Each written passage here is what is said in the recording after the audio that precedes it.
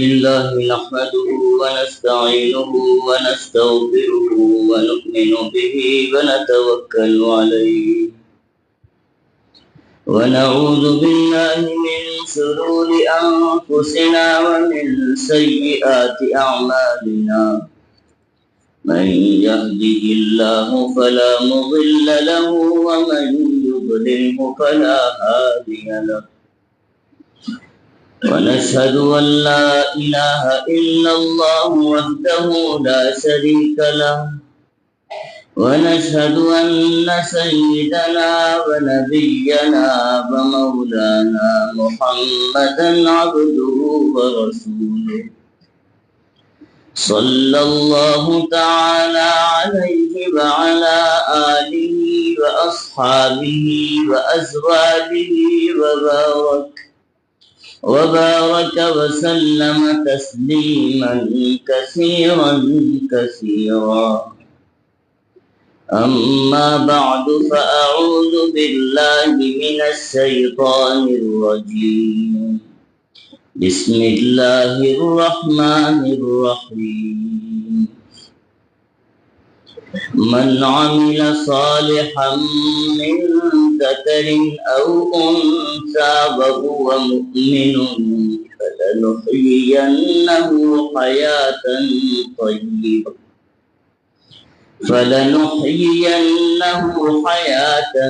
طيبة ولنجزينهم أجرهم بأحسن ما كانوا يعملون.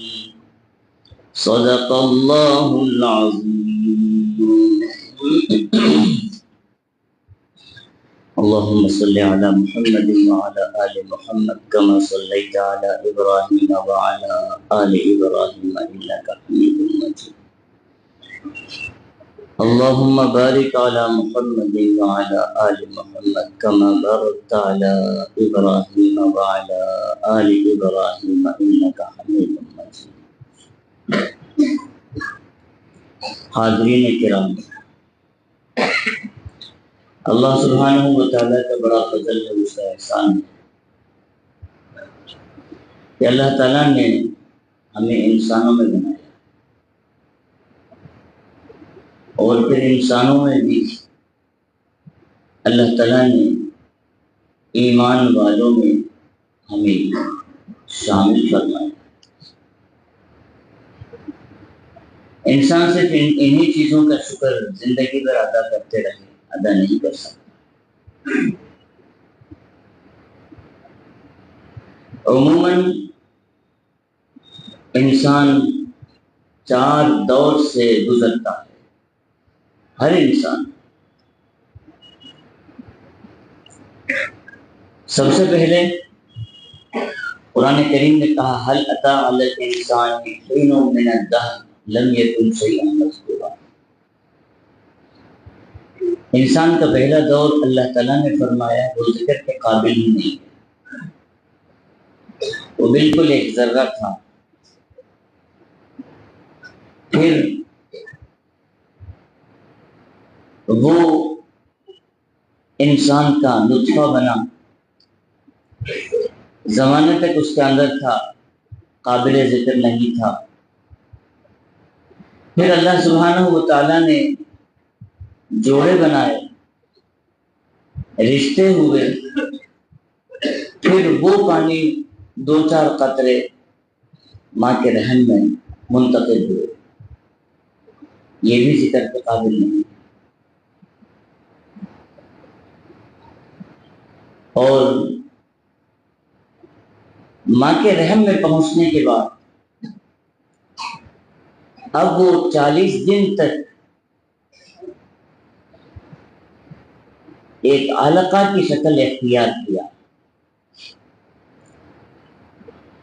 گویا کہ حق سبحانہ و تعالی اپنی کاریگری بتا رہے ہیں کہ انسان بالکل بے حقیقت تھا، اس کی کوئی حیثیت ہی نہیں تھی. میں نے اس کو ماں کے پیٹ میں منتقل کر کے اس کو وجود میں لایا، اور حق سبحانہ و تعالیٰ وجود میں بھی کس شان سے لایا۔ دنیا کے کمال سے کمال والے انسان دیواروں میں نقش و نگار کر سکتے تھے، مٹی میں نقش و نگار کر سکتے تھے، کیا تاریخ میں کوئی پانی میں نقش و نگار کیا؟ ظاہر بات ہے کہ پانی میں تو نقش و نگار ہوتا ہی نہیں ہے۔ اللہ تعالیٰ نے فرمایا میری توحید کو اگر سمجھنا ہو، میری قدرتوں کو اگر سمجھنا ہو تو تمہاری حقیقت کو جان لو کہ تم پانی تھے، اور اس پانی سے میں نے نقش و نگار کیے، اور نقش و نگار پانی میں بھی کوئی مشکل سے نہیں۔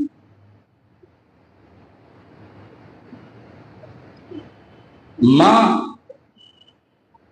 اپنی مصروفیتوں میں مصروف تھی،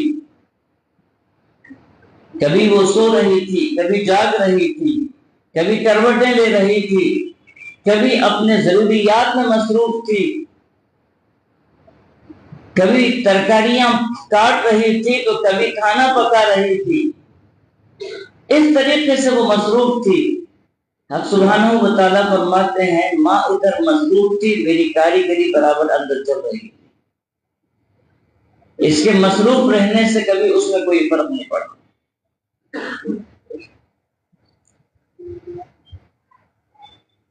پہلا میرا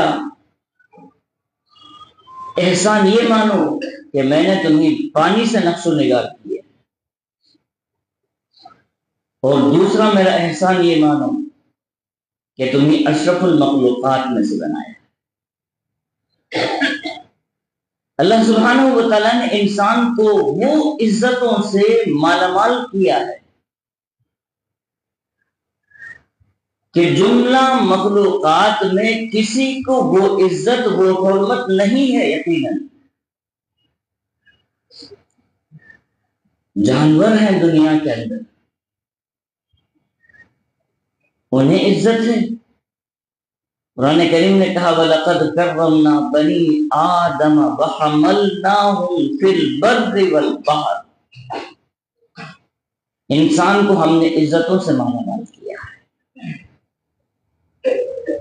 اور ساری کائنات پر اس کو قبضہ دے دیا ہے۔ حَمَلْنَاهُمْ فِي الْبَرِّ وَالْبَحْرِ، اور پھر فرمایا الدنیا خلقت لکم وانتم خلقتم للآخرہ، یہ ساری کائنات جو ہے یہ تمہارے لیے بنائی گئی ہے، اور تم آخرت کے لیے بنائے گئے۔ قرآن کریم نے کہا ما خلقت الجن والانس الا لیعبدون،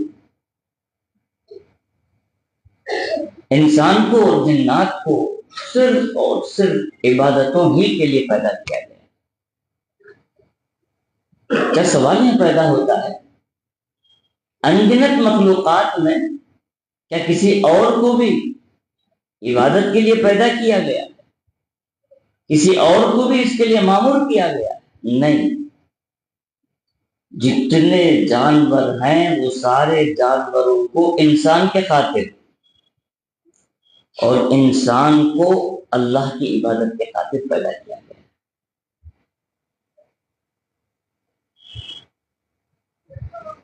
اور عزت اور احترام بھی ایسا کہ اللہ تعالیٰ نے وَرَزَقْنَاهُمْ مِنَ الطَّيِّبَاتِ فرمایا، جو اس کے لیے رزق کا انتظام کیا گیا ہے، بڑا معزز انداز سے اس کو رزق کا انتظام کیا گیا ہے۔ جو پھل ہوتے ہیں، جو میوے ہوتے ہیں، جو مغز ہوتے ہیں وہ انسانوں کے لیے ہے، جو پتے ہوتے ہیں جو کچرے ہوتے ہیں، جو گری پڑی چیزیں ہوتی ہیں، وہ سب کے سب جانوروں کے لیے۔ گویا اللہ تعالیٰ ہمیں بتانا چاہتے ہیں کہ تمہیں دیکھو کتنے عزتوں سے مالا مال کیا۔ اور قرآن کریم نے کہا لَقَدْ خَلَقْنَا الْإِنسَانَ فِي أَحْسَنِ تَقْوِيمٍ، فرمایا یقیناً ہم نے تمہیں جو پیدا کیا ہے، یعنی انسان کو جو پیدا کیا ہے، بڑے خوبصورت انداز سے ڈھال کر پیدا کیا گیا۔ تمہارے بدن کی جو خلقت ہے، بڑے معزز طریقے سے، تمہارے منہ بھی دیکھو جانوروں کے منہ بھی دیکھو، تمہاری آنکھ بھی دیکھو جانوروں کی آنکھ بھی دیکھو، تمہارے کان بھی دیکھو جانوروں کے کان بھی دیکھو، تمہارے کھانے کا انداز بھی دیکھو جانوروں کے کھانے کا انداز بھی دیکھو۔ خود کہہ سکو گے تم کہ یا اللہ تیرا شکر ہے کہ تو نے ہمیں عزتوں سے مالا مال کیا۔ جتنے جانور ہیں وہ سب کے سب غذا کے لیے مجبور ہوتے ہیں، وہ جھک کے کھاتے ہیں، زمین کی طرف جاتے ہیں اور انہیں غذا ملتی ہے۔ اور اللہ تعالیٰ نے انسان کو وہ معزز انداز کہ کھانا اس کے تابع ہے، اپنے ہاتھ میں لیتا ہے اور کھانے کو اوپر کرتا ہے اور پھر کھاتا ہے۔ گویا اللہ تعالیٰ نے فرمایا اگر جھکنا ہو تو صرف اللہ کے سامنے جھکنا ہے، اپنی کسی ضرورت کے لیے جھکنا نہیں ہے۔ تمہاری فطرت میں ہم نے رکھ دیا ہے کہ جھکنا ہے ہی نہیں،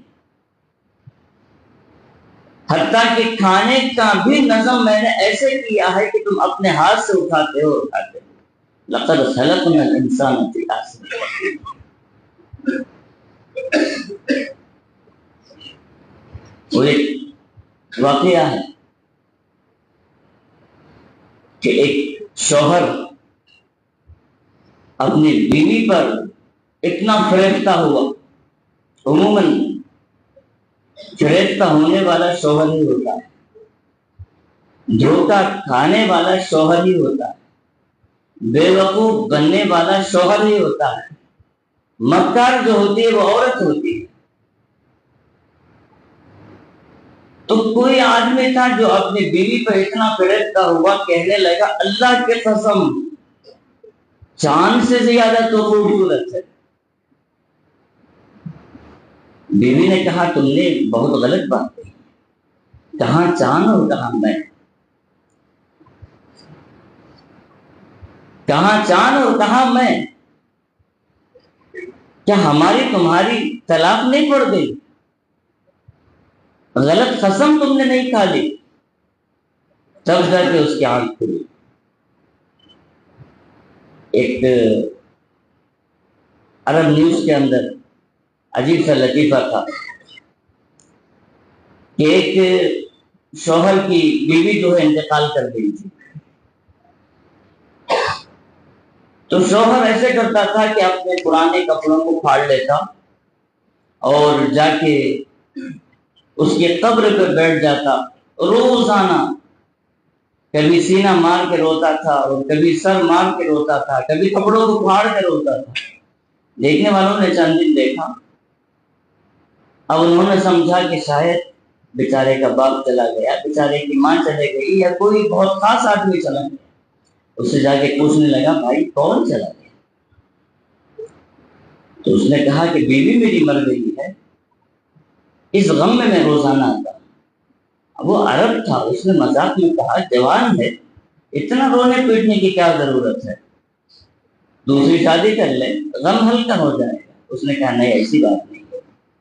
پھر اس نے کہا حدیث تم نے پڑھی، جو آدمی نوحہ کرتا ہے، کپڑے پھاڑ کے روتا ہے، میت کو عذاب ہوتا ہے۔ جب میں نے یہ دیکھا تھا اس دن سے برابر یہاں آتا ہوں کہ زندگی میں تو میری کوئی بات چلتی نہیں تھی، اب کم سے کم میں ایسے کپڑے پھاڑتا رہوں تو اسے اندر عذاب ہوتا رہے گا، اس کو عذاب دلانے کے لیے روزانہ آتا ہوں اور کپڑے پھاڑتا ہوں۔ تو ایسے بھی بیوقوف شوہر ہوتے ہیں۔ تو ویسے ہی وہ آدمی اپنی بیوی کو کہا کہ چاند سے زیادہ خوبصورت ہے، اب پریشان کسی بڑے عالم کے پاس پہنچے اور جا کے پوچھنے لگے کہ میں نے ایسے قسم کھائی ہے، کہ واللہ چاند سے بھی تو خوبصورت ہے، تو اب کیا ہماری قسم پڑ گئی؟ تو اس زمانے کے جو بڑے عالم تھے انہوں نے کہا بھائی قسم نہیں پڑی، جو قسم ہے وہ کفارہ ادا کرنے کی ضرورت نہیں۔ کیوں؟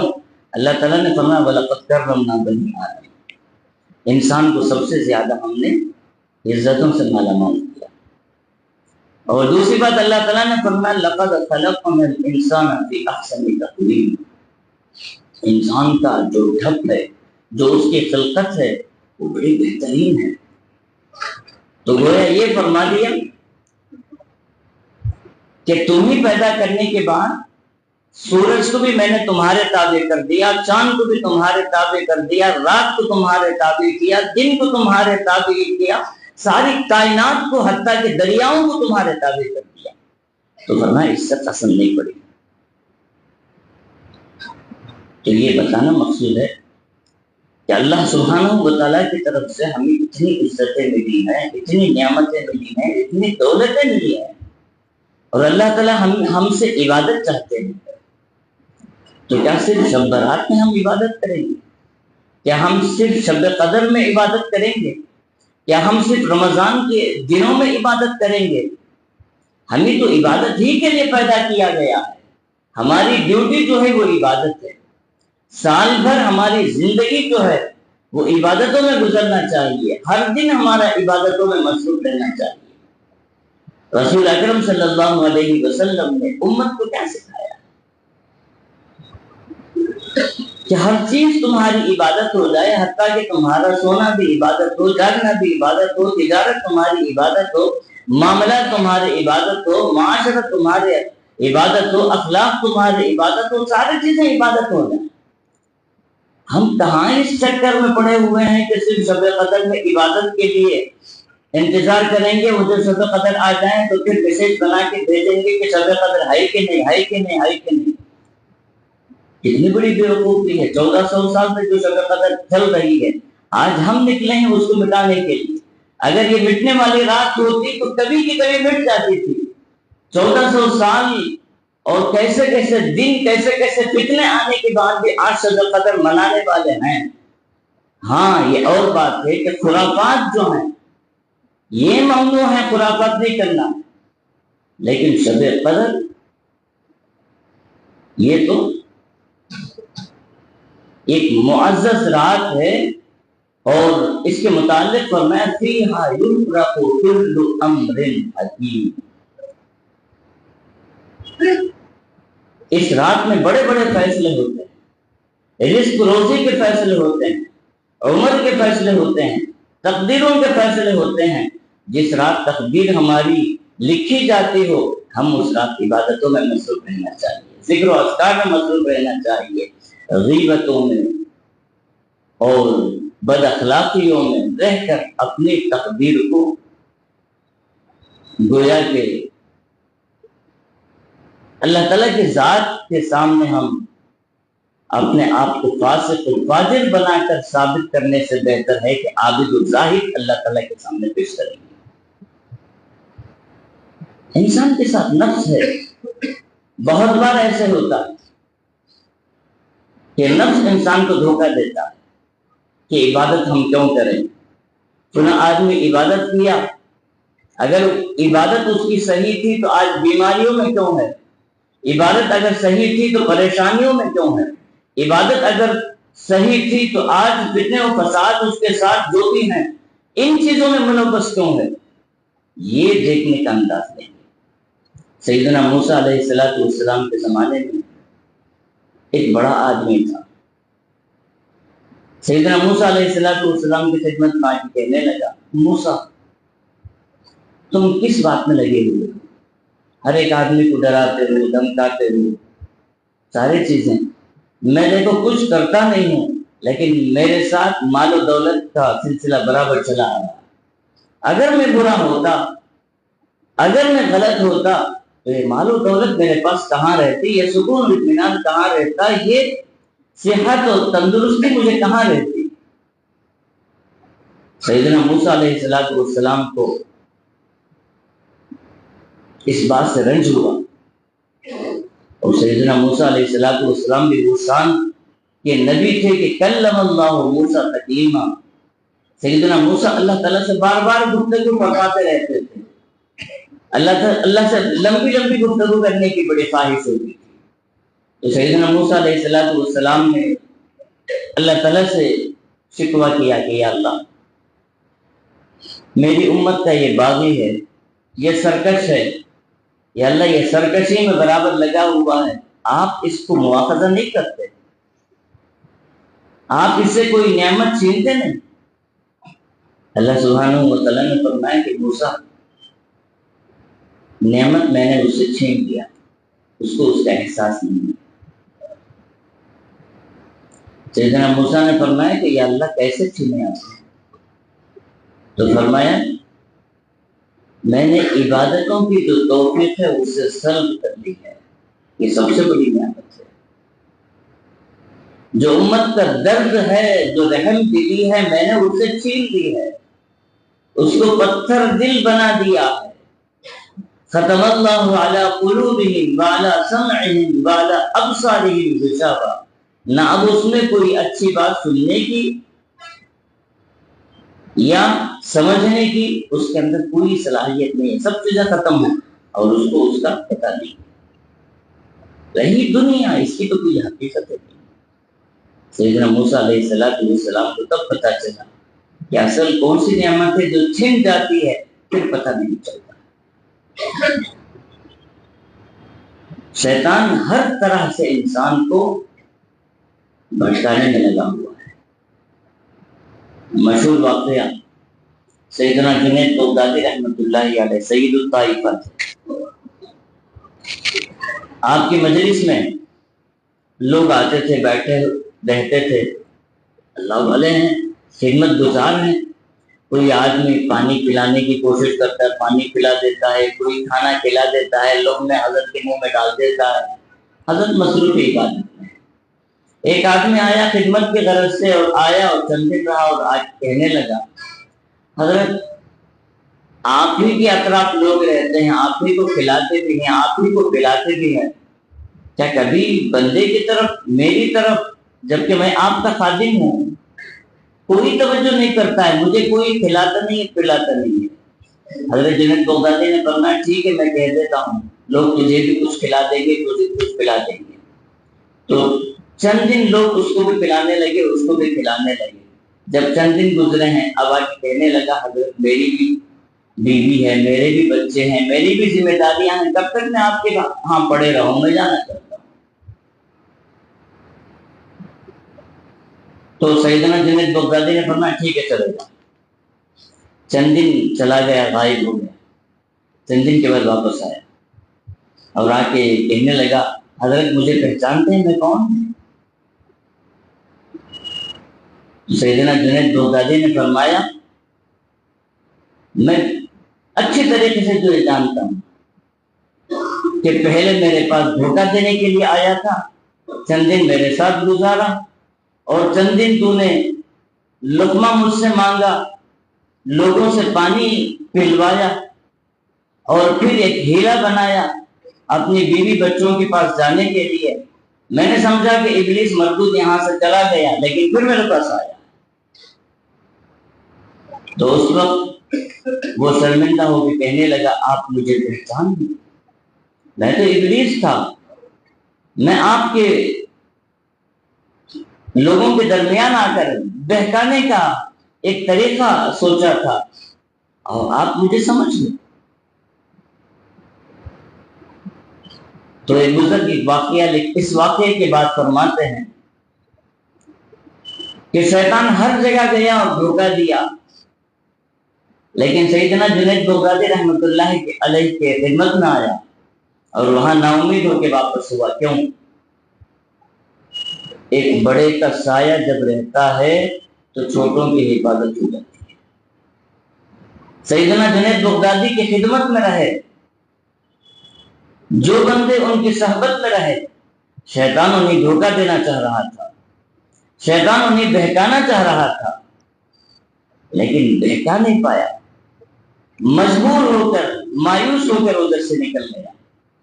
اللہ والے اس سے کہتے ہیں کہ اللہ کی توحید کو سمجھنے کے لیے، اللہ کی محبت ہمارے دل میں پیدا کرنے کے لیے، یہ ساری چیزیں کب ہمیں میسر ہو سکتی ہیں؟ جبکہ ہمارا ربط اور ہمارا تعلق اللہ والوں سے ہونا چاہیے، اور ہمارا تعلق اور ربط علماء کرام سے ہونا چاہیے۔ حدیث پاک میں فرمایا گیا کہ بعض بندے جنت پہنچ جائیں گے، اللہ تعالیٰ کا دیدار ہوگا، اور اس وقت وہ بندے اللہ تعالیٰ سے سوال کریں گے، یا اللہ کانوا یصلون معنا ویصومون معنا ویحجون معنا، اللہ کچھ بندے ہمارے ساتھ تھے، ہماری نمازوں میں ہمارے ساتھ تھے، ہمارے روزوں میں وہ ساتھ روزے وہ بھی رکھا کرتے تھے، حتیٰ کہ ہمارے ساتھ حج بھی انہوں نے ادا کیا، آج ہم ان کو جنت میں ڈھونڈ رہے ہیں، وہ جنت میں نہیں ہے، کہاں چلے گئے؟ اس وقت اللہ سبحانہ و تعالیٰ فرمائیں گے واقعی میں مانتا ہوں کہ وہ تمہارے ساتھ روزے بھی رکھے، عبادتیں بھی انجام دیے، حج بھی ادا کیے، لیکن بعد انہوں نے فسق و فجور میں اپنے آپ کو مبتلا کیا، اور ان کی عبادتیں ختم ہوئی اور جہنم پہنچ چکے۔ اس وقت یہ بندے اللہ تعالیٰ سے درخواست کریں گے کہ یا اللہ ہمارے ساتھ تو دنیا میں عبادتیں کرتے تھے، آج ہم آپ سے التجا کرتے ہیں کہ ان کو ہمارے ساتھ ملوا دیجیے۔ اللہ تعالیٰ فرمائیں گے چاہو تو جاؤ اور انہیں پہچان لو، اور ان کی طرف سے تم سفارش کرو، میں ان کی بخشش کر دوں گا۔ وہ بندے پہنچیں گے اور جہنم میں ان بندوں کو جو دنیا میں ساتھ رہا کرتے تھے، عبادتیں انجام دیتے تھے، ان کو جائیں گے، ان کو پہچان لیں گے، اور اللہ سبحانہ و تعالیٰ ان کی سفارش پر ان کو وہاں سے نکال کے جنت پہنچا دیں گے۔ اس سے بھی اللہ والوں نے یہی بات ثابت کی ہے کہ قرآن کریم کہتا ہے یا ایھا الذین آمنوا اتقوا اللہ وکونوا مع الصادقین، اے ایمان والو تقوی اختیار کرو اور سچے لوگوں کے ساتھ اٹھنا بیٹھنا۔ تو ظاہر بات ہے کہ انسان چار دور سے، میں نے شروع میں کہا چار دور سے گزر کے اپنی زندگی گزارتا ہے، چار دور سے گزرتا ہے، تو ان میں سب سے پہلا جو دور ہے اس کو بندہ سوچے گا کہ اللہ کی محبت اپنے اندر پیدا ہو کہ ہماری کوئی حقیقت نہیں تھی، لم یکن شیئا مذکورا، ذکر کے قابل ہم نہیں تھے، ماں کے پیٹ کے اندر تھے، کوئی ہمیں جانتا پہچانتا تک نہیں تھا۔ اس دور سے گزار کر اللہ سبحانہ و تعالیٰ ہمیں دوسرے دور میں لاتے ہیں، اور وہ دور ہے انسان دنیا میں آتا ہے، پلتا ہے، بڑھتا ہے، اور اس کے اندر سمجھداری آ جاتی ہے، اور وہ مکلف بن جاتا ہے، بالغ ہو جاتا ہے، عبادتوں کا بوجھ اس پہ ڈال دیا جاتا ہے۔ کیوں؟ اس لیے کہ دنیا دارالعمل ہے، یہ دنیا عمل کی جگہ ہے، یہاں عبادت کرنا ہے، یہاں آخرت کی کھیتی بنانا ہے، چٹیل میدان۔ حدیث پاک میں فرمایا گیا کہ تمہارے جو جنت ہے وہ چٹیل میدان ہے، جیسے جیسے دنیا میں تم عمل کرتے ہو وہاں آباد ہوتی ہے جنت تمہاری۔ رابعہ بصریہ رحمہ اللہ ایک بہت بڑی اللہ کی ولی گزری، ان سے پوچھا گیا کہ انسانوں کا حال کیوں ایسا ہے کہ دنیا سے ان کو محبت ہے اور آخرت سے بہت گھبراتے ہیں، موت سے گھبراتے ہیں؟ تو حضرت رابعہ بصریہ نے فرمایا کہ یہ اصول ہے دنیا کا، انسان آبادیوں کی طرف چلتا ہے، آبادیوں کو پسند کرتا ہے، ویرانی سے بہت گھبراتا ہے۔ اگر ان کی آخرت وہ اگر آباد ہو جاتی، وہاں اگر محلات بن جاتے تو موت سے اس کو گھبراہٹ نہیں ہوتی، آخرت کا نام سن کر یہ کتراتا نہیں۔ اب تو یہ حال ہے کہ وہ چٹیل میدان پڑے ہوئے ہیں، جو بھی آبادی ہے دنیا ہے، اس وجہ سے دنیا ہی کو سب کچھ مانتا ہے۔ حضرت علی کرم اللہ وجہ نے کیا بہترین انداز سے فرمایا الدنیا مدبرۃ والآخرۃ مقبلۃ۔ کہاں جا رہے ہو؟ دنیا تمہاری پیچھے جا رہی ہے۔ ایک ایک سال گزرنے پر برتھ ڈے منایا جا رہا ہے، خوشیاں آ رہی ہیں، حالانکہ غم کا موقع ہے۔ دنیا تمہارے پیچھے جا رہی ہے اور ایک ایک سال گزر رہا ہے، موت سے قریب جا رہے ہیں، اور موت سے قریب ہوتے ہوئے انسان انجانے میں خوشیاں مناتا ہے کہ موت کے قریب ایک اور سال ہو گیا، ایک اور سال ہو گیا، ایک اور سال ہو گیا۔ اب تو حد یہ ہو گئی کہ رسول اکرم صلی اللہ علیہ وسلم کی محبت میں 12 ربیع الاول کو کیک کاٹے جاتے ہیں اور اس میں محمد لکھا جاتا ہے، نعوذ باللہ، اس پر محمد لکھا جاتا ہے، اور محبت کا اظہار یہ ہے کہ اس پر کیک کاٹے جاتے ہیں۔ سیدنا عمر فاروق رضی اللہ تعالیٰ عنہ کا دور خلافت ہے، آپ نے حکم عام لگا دیا تھا کہ کوئی آدمی نام محمد نہ رکھے، توہین ہو جائے گی۔ نام جس کا محمد ہو اس نام کو پورے طریقے سے بلانا چاہیے، اور جس کا نام محمد رکھو کبھی اس کے ساتھ توہین نہیں ہونی چاہیے۔ ہر ایک آدمی محمد نام رکھ لیتا ہے، پھر بچوں کو برا بھلا کہتے ہو، بڑوں کو برا بھلا کہتے ہو، نام کی توہین ہو رہی ہے۔ آپ نے عام اعلان لگایا کہ نام جو بھی رکھو لیکن ایسے نہ رکھو۔ سیدنا علی کرم اللہ وجہ تشریف لائے، فرمائے امیر المؤمنین رسول اکرم صلی اللہ علیہ وسلم سے میں نے اجازت لی، میں نے نبی کریم صلی اللہ علیہ وسلم سے اجازت مانگی کہ یا رسول اللہ مجھے بچہ ہو تو میں اگلا بچہ محمد رکھنا چاہتا ہوں، کیا اجازت ہے؟ آپ نے فرمایا رکھو۔ تو فرمایا امیر المؤمنین آپ نے اجازت دی ہے اور آپ منع فرما رہے ہیں۔ تو اس وقت سیدنا عمر فاروق رضی اللہ تعالیٰ عنہ نے فرمایا ہاں میں یہی کہتا ہوں کہ جس کا نام محمد رکھو اس کے نام کی عزت رکھو، اس کے نام کے ساتھ کبھی توہین والا معاملہ نہ ہو۔ اور آپ صلی اللہ علیہ وسلم کی اجازت سے سیدہ فاطمہ رضی اللہ تعالیٰ عنہ کا جب وصال ہو گیا تو حنفیہ سے حضرت علی کرم اللہ وجہ نے شادی فرمائی، ان سے ایک بیٹا پیدا ہوا تو اس کا نام محمد رکھا، بہت بڑے عالم بنے جن کا نام محمد ابن حنفیہ۔ آج اس نام کو ہم کیک میں لکھ کر کاٹ رہے ہیں، اتنی بڑی توہین۔ تو اس طریقے سے فرمائے الدنیا مدبرۃ، دنیا تمہارے پیچھے جا رہی ہے، دنیا تمہیں چھوڑ رہی ہے، والآخرۃ مقبلۃ، اور آخرت تمہارا استقبال کر رہی ہے، اور تمہارے اندر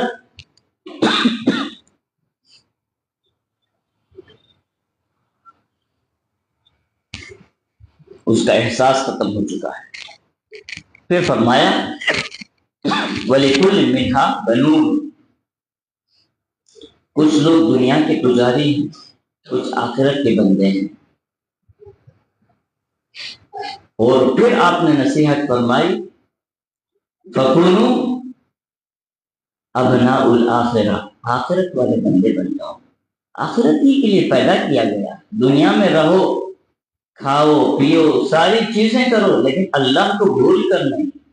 من چاہی زندگی کے ذریعے اپنی آخرت کو برباد نہ کرو، خدا چاہی زندگی اپنا لو، تمہاری زندگی سمجھ جائے گی اور تمہاری آخرت بن جائے گی۔ اور اللہ کی محبت سے سرشار ہو کر زندگی گزارو، اور ایک شب برات میں جا کر عبادت کر کے ساری راتوں کو گوانے والے نہ بنو، ہر رات کو شب برات بناؤ، ہر رات کو شب قدر بناؤ، ہر دن کو رمضان بناؤ۔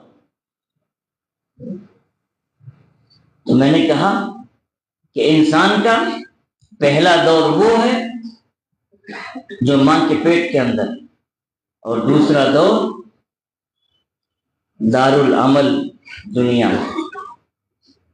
تیسرا دور سکرات سے لے کے موت تک ہے. یہ دن بہت کم ہے لیکن انسان کے لیے بہت کٹھن ہے. سیدنا عیسیٰ علیہ السلام اللہ کے وہ نبی تھے کہ مردوں کو جب حکم فرماتے قم باذن اللہ تو وہ اٹھ جاتا تھا. ان کے قوم نے ان سے التجا کی کہ فلاں آدمی بہت پرانا ہے، اس کی قبر پہ آپ جا کے کہیں قم باذن اللہ، وہ اٹھ جائے. تو آپ وہاں پہنچے اور اس مردے کو آپ نے فرمایا قم باذن اللہ، وہ اٹھ کھڑا ہو گیا. سیدنا عیسیٰ علیہ السلام نے اس سے پوچھا کہ بتا موت کیسی رہی، سکرات کی حالتیں کیسی رہی؟ تو اس وقت اس نے کہا میرے سر پہ اگر 100 تلواریں مار دی جاتی تو میں سمجھتا ہوں وہ کم تھی، جو سکرات کی اور موت کی جو کیفیت تھی وہ کہیں اس سے زیادہ تھی. رسول اکرم صلی اللہ علیہ وسلم پہ سکرات کے حالات آئے. آپ علیہ السلام بار بار پانی منگواتے تھے اور اپنے چہرے انور کو پانی پوچھتے تھے. اما عائشہ صدیقہ رضی اللہ تعالیٰ عنہ فرماتی ہیں کہ رسول اکرم صلی اللہ علیہ وسلم پر سکرات کی تکلیفوں کو جب میں نے دیکھا پھر کسی مومن کی تکلیف کو میں تکلیف نہیں سمجھی. مجھے کوئی عجب نہیں لگا وہ کہ جب اللہ کے رسول کو اتنی تکلیفیں ہوئی ہیں تو ایک مومن کو اس کا مطلب یہ ہے کہ اما عائشہ اس سے پہلے سمجھتی تھی کہ سکرات کی تکلیف جو ہے وہ مومن کو نہیں آئے گی، اسے بڑی آسانی سے موت آ جائے گی. آج بھی ہم فیصلے بڑی آسانی سے کر لیتے نا کہ بڑی تکلیف ہوئی اس کو موت کی، ہو سکتا ہے اس کے گناہوں کی وجہ سے. نہیں، ایسی بات نہیں ہے.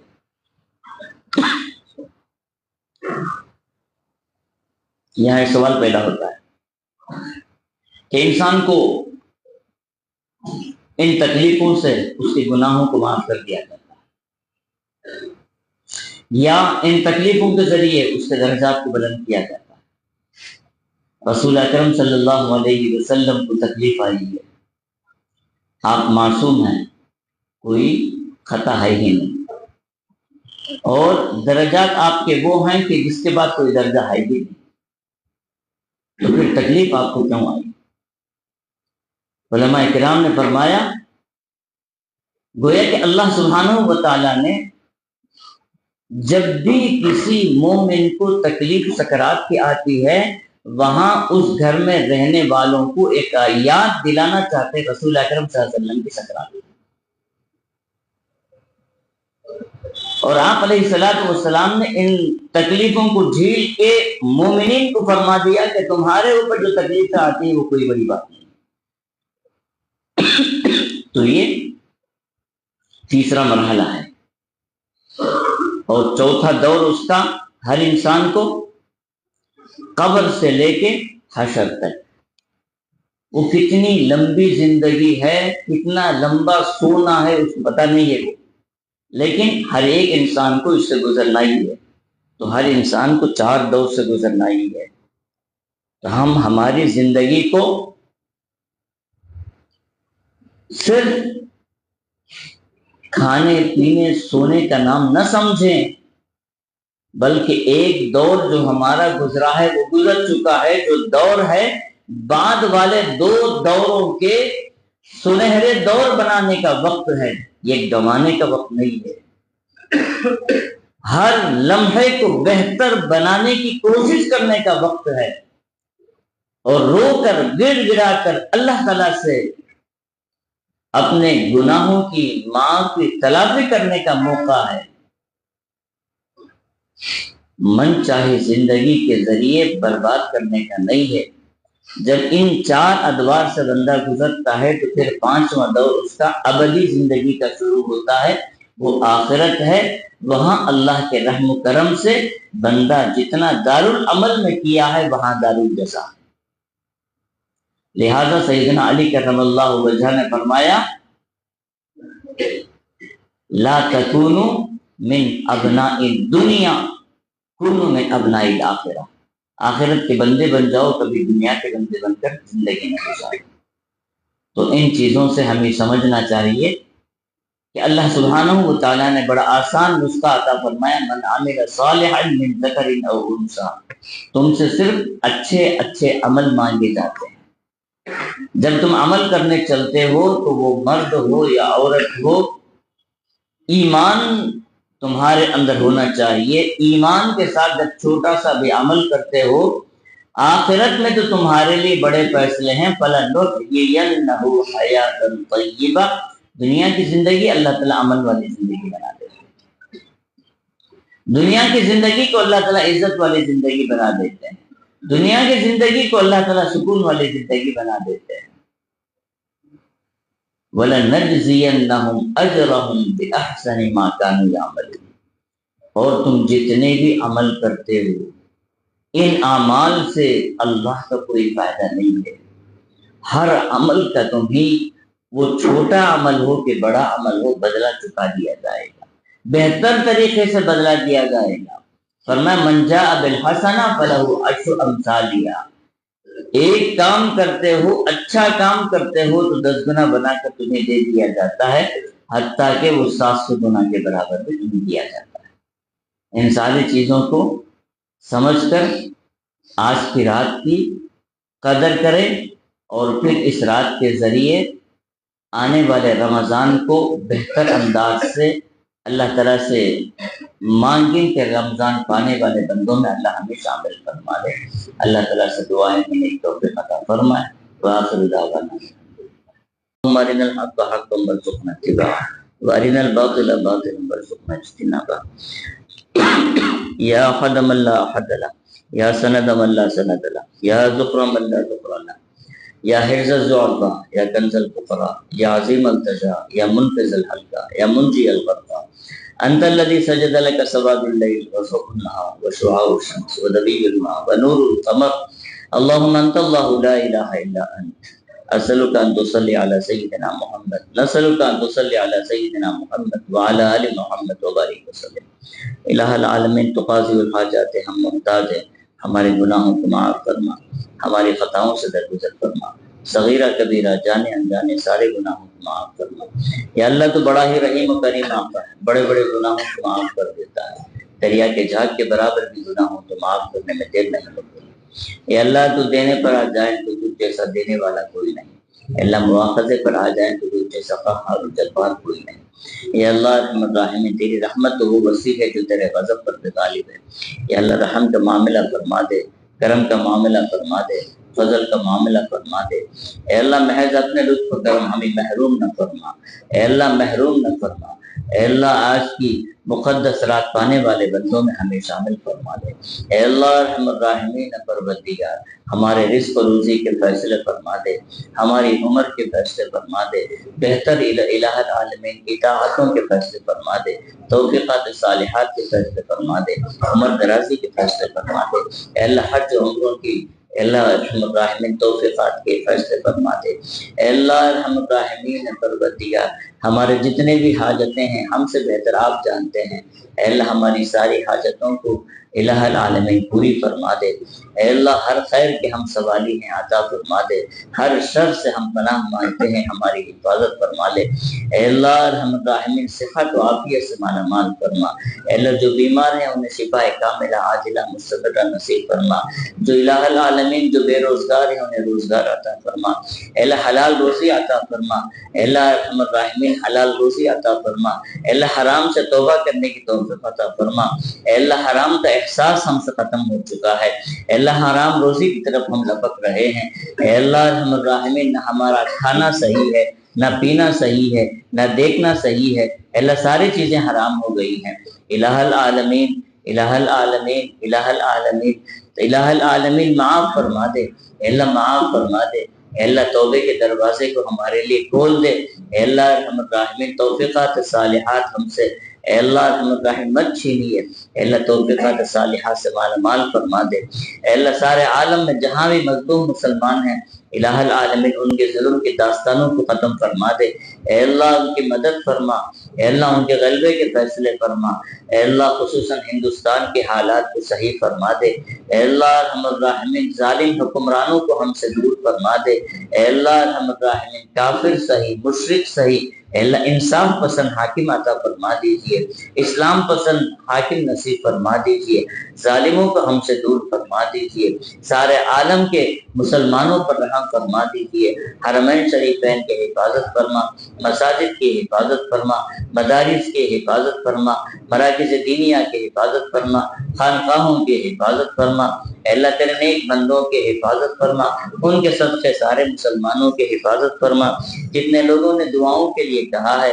اے اللہ ارحم الراحمین ان کے جائز مقاصد میں انہیں کامیابی نصیب فرما دے، جہاں کہیں بن بیاہ لڑکیاں بیٹھی ہوئی ہیں ان کے لیے بہتر سے بہتر رشتے عطا فرما دے، جہاں لڑکے ہیں ان کے لیے مناسب رشتے عطا فرما دے، جو تعلیم و تعلم سے تعلق رکھتے ہیں انہیں علم نافع سے مالا مال فرما دے، اے اللہ ارحم الراحمین پروردگار جو کوٹ کچری کے مسئلوں میں پھنسے ہوئے ہیں ان کی کامیابی کے فیصلے فرما دے، جو بوڑھے ہیں انہیں صحت و عافیت سے مالا مال فرما دے، اے اللہ ارحم الراحمین جن کے ماں باپ زندہ ہیں ان کے سائے کو تا دیر سروں پر باقی رکھ، جو دنیا سے جا چکے ہیں ان کے ساتھ رحم و کرم کا معاملہ فرما، اے اللہ ہم نے جو مانگا وہ عطا فرما، جو مانگنے سے رہ گئے وہ بھی عطا فرما، اے اللہ ہماری ساری دعائیں رسول اکرم صلی اللہ علیہ وسلم کی صدقے قبول فرما، ربنا تقبل منا انك انت السميع العليم وتب علينا انك انت التواب الرحيم وصلى الله تعالى وسلم على خير خلقه